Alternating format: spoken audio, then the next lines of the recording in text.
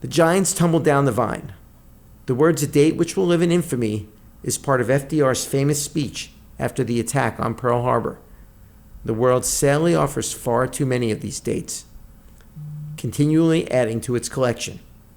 And one such date we sadly all know far too well.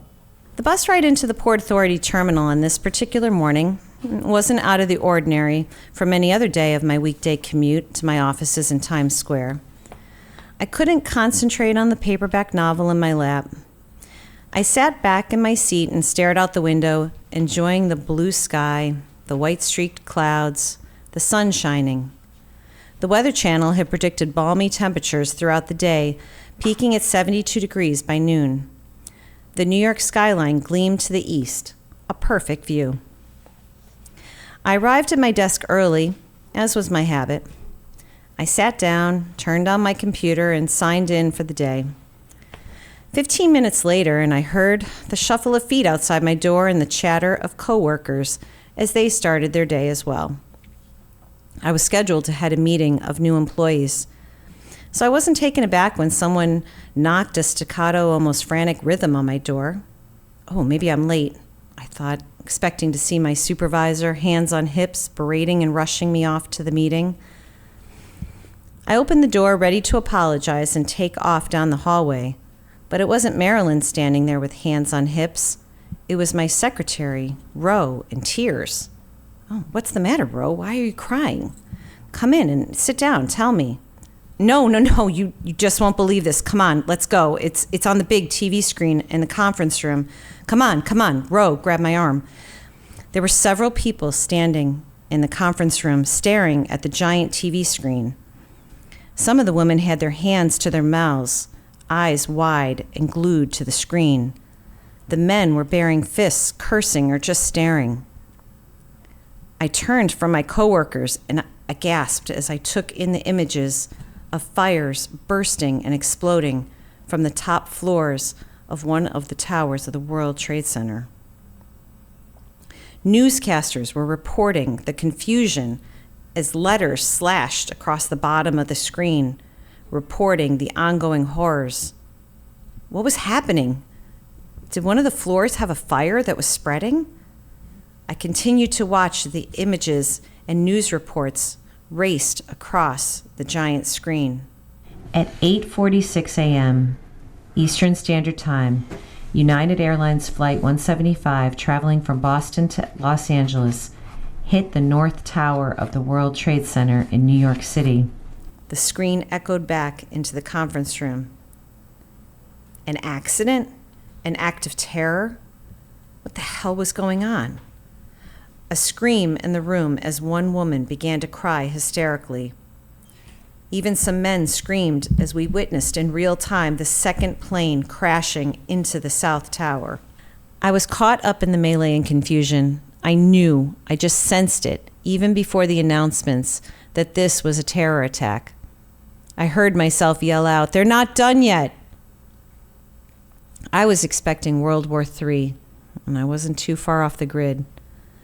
But then, as I caught angry and confused eyes turned towards my outburst, I realized that my boss and the entire committee that he was representing was scheduled for a meeting at the Trade Center that morning. I frantically ran back to my desk, checking my phone. I tried Joe's phone several times and could not get through.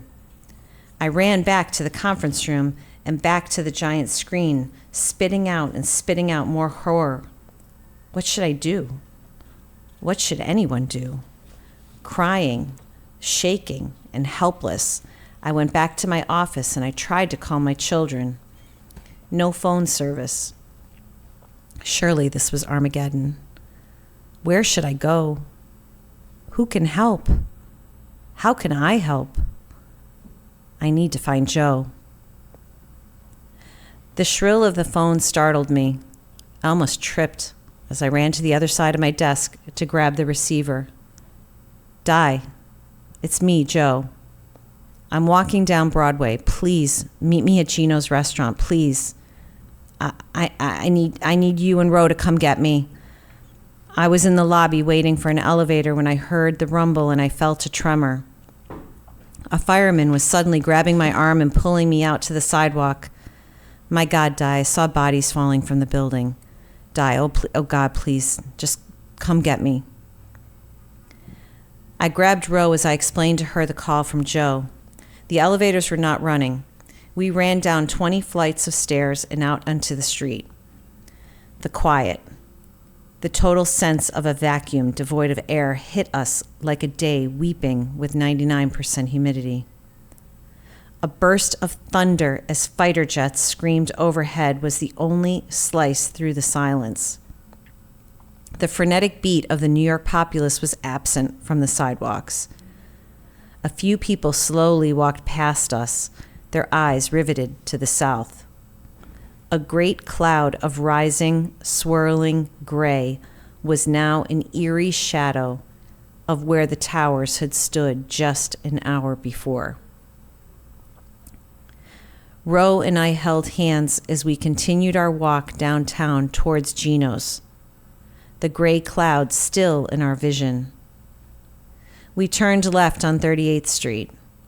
The gray and white awning of the restaurant was a few feet away, a few feet from Joe and the horrors that he had to tell. It was before Gino would officially open the doors for business, but thank goodness he had come in early that morning. When he saw Joe standing at the doorway, he unlocked the entrance and took Joe by the arm to lead him into a temporary sanctuary. Joe was seated at the small bar, a drink in his shaking hand, his head bowed down. Gino tapped him on the shoulder. Joe turned to us, tears streaming down his face, and like a little boy scared and lost, Joe pleaded with us to take him home. The three of us left the restaurant, Joe shuffling behind. We didn't know where to go. Let's go back to the office, I said. Maybe somebody will know what we should do. The office was closing. We were told to try to find a way home. All bridges and tunnels were closed. How are we supposed to get home? I turned to Joe, who shrugged his shoulders, telling us that he was sure that he could get a hotel room.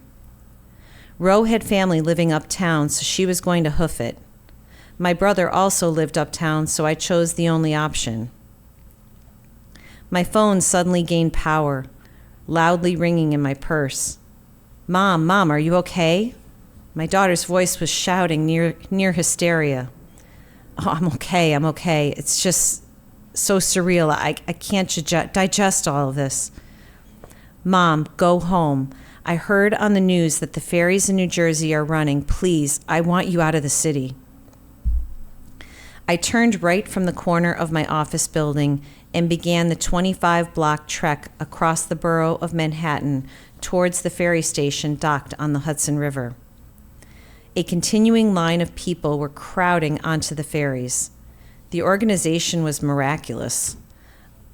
I acknowledged my wait on line and on board the ferry was less than 5 minutes. My fellow passengers were silent. Most were crying. All of us faced the receding horizon as the ferry sliced silently through the waves. The gray cloud still billowed in the empty space, once filled by 2 mighty towers. It was Wednesday, almost 24 hours since 3 hijacked planes wrought havoc on their wings. I picked up my ringing phone to Joe's call. Di, Timmy is missing. Everyone at the meeting was able to get out, but Timmy is missing. I'm calling hospitals, firehouses, whoever I can think of. Can you help me out and make some phone calls? I made many calls. Tim was still missing. On Saturday, I heard from Joe again. Hi, Di, thanks for your help. It's not needed anymore. Tim has been found. He wasn't able to climb the steps himself because of his bum knee. From what I understand, 2 firefighters strapped all 6'7" of Timmy to a dolly and rolled him down to the safety of the street and into a temporary triage where he was to be checked out. The second tower collapsed, Di. The triage was crushed. I don't know how, but Tim's children were able to identify his body. My God, Timmy's gone. A few weeks later, I called my friend asking her if she would come with me to see Ground Zero. "Why would you want to do that?" she asked. "I really don't know. It's kind of silly, but it feels almost like a calling, a need for me to be there." We stood in front of the rickety makeshift fence separating the enormous gap in the ground from the still intact sidewalk. Stuffed into the open gaps of the fence, thousands of photos flapped in the wind, howling a mournful cry. Each photo pleaded, "Do you recognize my father? Please come home to us. I love you." I can't explain it, but I looked up at the row of photos to my right and blinked my eyes twice as I took in the image of Timothy O'Sullivan. Among the thousands of photos, among the hundreds of places we could have chosen to stand, somehow Timmy found me to tell me that he was just fine, thank ye, and perhaps I could spread the word. Giants fell from the vine on that beautiful day in September. History will record the fallen towers, the fiery gaping holes peppering the Pentagon, and the brave souls on United Airlines Flight 93 who sacrificed their lives in a Pennsylvania field. Timmy was just one giant who fell that day. History books will not record his name, but for those who knew and loved Timmy, he remains in our hearts as that 6'7" leprechaun who brought love, laughter, and smiles. Sleep well, gentle giant. Sleep well.